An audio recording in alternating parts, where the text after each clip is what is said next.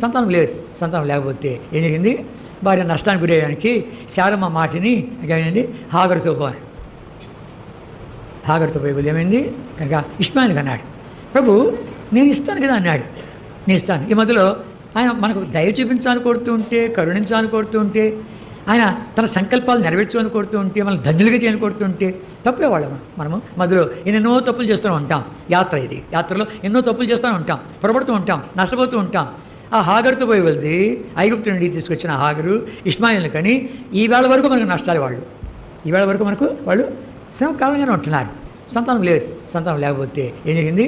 భార్య నష్టానికి గురయ్యడానికి శారమ్మ మాటిని ఏమైంది? హాగరుతో పోయి ఏమైంది? ఇలాంటి వాళ్ళని కన్నాడు. కానీ చేశాడు, ఎంత భార్య నష్టాన్ని తీసుకొచ్చాడు.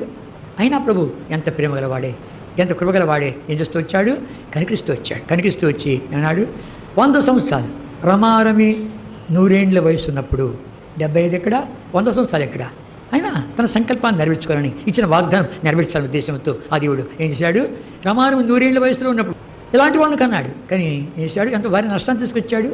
అయినా ప్రభు ఎంత ప్రేమ గలవాడే, ఆయన ఎంత దయగలవాడో, ఎంత కనికరం గలవాడో, తన సంకల్పాన్ని నెరవేర్చుకునేవాడు, ఇతని విశ్వాస తండ్రికి చేయాలని, ధన్యుడికి చేయని చెప్పి ఉద్దేశంతో ఏం చేస్తూ వచ్చాడు? తనంతా అయిపోయింది. 100 సంవత్సరాలు ప్రమాణం. 100 ఏండ్లప్పుడు నేను ఇస్తాను, నేను చెప్పిన మాట నెరవేరుస్తాను, తప్పక నెరవేరుస్తాను అని చెప్పి వేశాడు. రమారు 100 ఏళ్ల వయసులో ఉన్నప్పుడు అంటే నేను ఇస్తాను కదా, ఆకాశ నక్షత్రాలు చూపించాడు, ఇలా చేస్తాను.